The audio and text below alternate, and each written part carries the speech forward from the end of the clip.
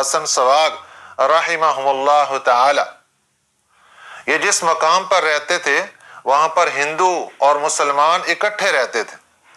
ایک امیر ہندو حضرت کی توجہ سے مسلمان ہو گیا۔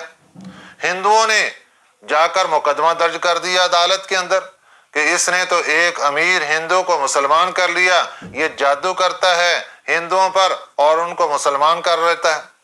چنانچہ کیس چل پڑا اور جج نے فیصلہ دے دیا، حضرت کو گرفتار کر کے عدالت کے اندر پیش کر دیا گیا۔